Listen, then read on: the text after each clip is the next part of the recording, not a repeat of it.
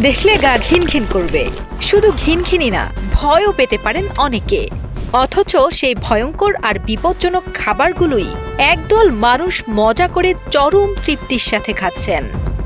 প্লেটে থরে থরে সাজানো বিষাক্ত সব প্রাণী, বিষধর সাপ সহ বিচিত্র সব কীটপতঙ্গ বিভিন্ন মশলার মিশ্রণে রান্না করে চীন ও থাইল্যান্ডের ভোজন রসিকরা দারুণ আয়েশ করে খান তারা।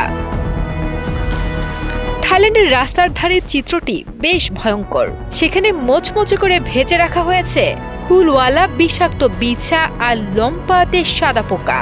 পর্যটকরাও কৌতূহল নিয়ে সেই বিপজ্জনক স্করপিয়ন ফ্রাই বা বিছা ভাজা মুখে পুড়ে দিচ্ছে। লবণে ভাজা এই বিছার স্বাদ নাকি তাদের কাছে হুবহু চিংড়ি মাছের মতো। বিষধর সাপের বিষ দাঁত আর গায়ের চামড়া ছাড়িয়ে অত্যন্ত যত্নে তৈরি করা হয় বিশেষ সাপের স্যুপ। অবাক করার বিষয় হলো, এই বিচিত্র মাংসের যোগান দিতে চীনে গড়ে তোলা হয়েছে আস্ত সাপের খামার। শুধু সাপ নয়, শূকরের আস্ত নাককে মশলা দিয়ে প্রক্রিয়াজাত করে তারা অত্যন্ত তৃপ্তির সহকারে খায়। স্থানীয়দের মতে এই খাবারের স্বাদ নাকি অনেকটা মুরগির কলিজার মতো। আমাদের কাছে যা জঘন্য আর বিপজ্জনক, তাদের কাছে তাই রাজকীয় আয়োজন।